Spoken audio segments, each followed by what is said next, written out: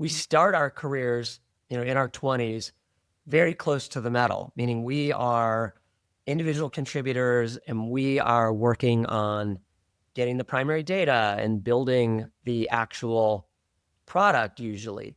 We're in the trenches. And the people in the trenches are usually closest to the data, closest to probably the right answer, but they're also usually furthest from making the decision. And that's what I call the expert witness syndrome, because you're called to the stand by the adults and you plead for what you passionately believe is the right answer. And then you're excused and then they make a decision and then you have to deal with the consequences and, disagree and commit. What if, what if I'm disagreeing because I'm fucking right and now I'm committing to clean up your mess because you're wrong? And that's why many of us become founders, because we just are sick of being in that position.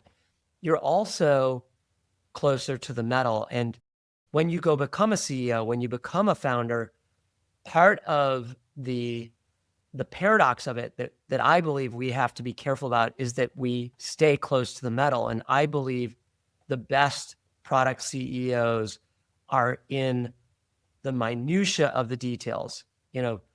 All the stories about Steve Jobs, I was so impressed when I heard that he insisted on picking out the carpeting in the conference rooms, and I tried to have that same mentality of micromanaging the really small pixel level details that matter. And I had a great conversation with the founders of Discord, and they came to this conclusion too, that they needed to actually be an inverted pyramid. And they said, we realized that we outsource, we delegate the most important product decisions, the UX, to our least experienced people. And they're doing this every day. And we decided to turn that upside down and say, we as founders need to be kind of the first and last mile for the product. And we have to be the ones who bless our best use of our time is making these minute decisions that change the product user experience. And so to me,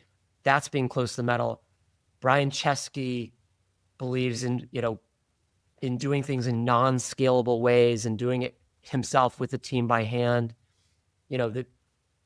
There's so many stories about Jeff Bezos and Zuck of the thing that mattered most.